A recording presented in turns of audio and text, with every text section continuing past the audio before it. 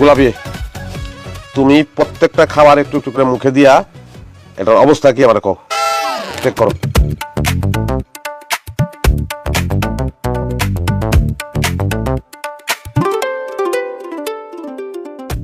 খাবার সব ঠিক আছে, নো টেনশন। কি ব্যাপার বাবাজি, তুমি গোলাপের দেওয়া সব খাবার খাওয়ার আগে টেস্ট করাইলা কেন? তার আগের বছর আমার বাড়িতে আসছিল, আমি রান্না করছিলাম, আমার রান্না বুঝি ভালো হয় নাই? আম্মা আপনি মনে ভুলে গেছেন, রান্না খুবই ভালো হয়েছিল, কিন্তু আপনার এই 3 কন্যা খাওয়ানোর মধ্যে অতিরিক্ত লবণ আর মরিচ মিশিয়ে দিছিল, খাইয়া আমার পেট নেমে গেছে, মরি মরি অবস্থা, ভুলে গেছেন আপনারা। জামাই বাবাজি, এইবার আর কোনো কিছু মিলাই নাই, চিন্তার কিছু নাই, তুমি নিশ্চিন্ত মনে খাও, গরম গরম খাই নাও, ঠান্ডা হইলে মজা লাগবে না। আমি বাইরে দিতেছি। না দুলা ভাই, আপনি খাইতে পারবেন না। আমি খাইতে পারবো না, কারণ কি? কারণ আমগো 3 বোনের একটা ইচ্ছা ছিল, আপনি নিজ হাতে আমগো 3 বোনের খাওয়াই দিবেন।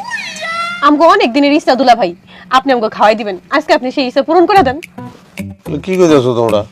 আমার আপন বউ, তারই আমি নিজে হাতে খাওয়াই দিই নাই, আর তোমাকে খাওয়াই দেবো, এটা তো পারতাম না আমি। পারতে আপনার হইবই, আপনার বউ না আমরা, আমরা হচ্ছে আপনার শালি। আজকে আপনি যতক্ষণ না পর্যন্ত আমগরে না খাওয়াই দিবেন আমরা খামু না, আর আপনার খাইতেও দিব না।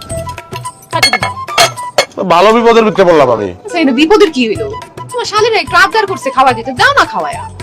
হ বাবাজি, আমার এই 3 মাইয়া খুব জিদ্দি, তুমি যদি ওকে খাওয়ায় না দাও, তোমারেও খাইতে দিব না, আমাকেও খাইতে দিব না, তারপরে সারা রাত আমাকে সবাই না খায় থাকতে হবে। দেও বাবা, খাওয়াই দাও। বাবা তোমার বলতে তুমি খাওয়াই দিতে না, বকুল চম্পা শিউলি কত দিনের মতো হইতো, দাও বাবা খাওয়াই দাও। দাও দাও দাও, প্লেট দাও, খাওয়াই দিই, দাও তরকারি দাও।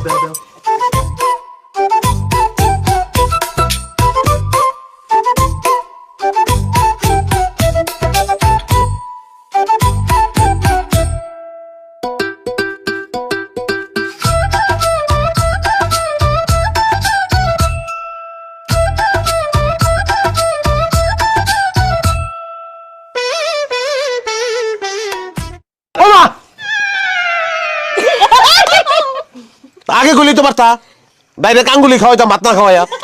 আপনার আঙ্গুলো মজা।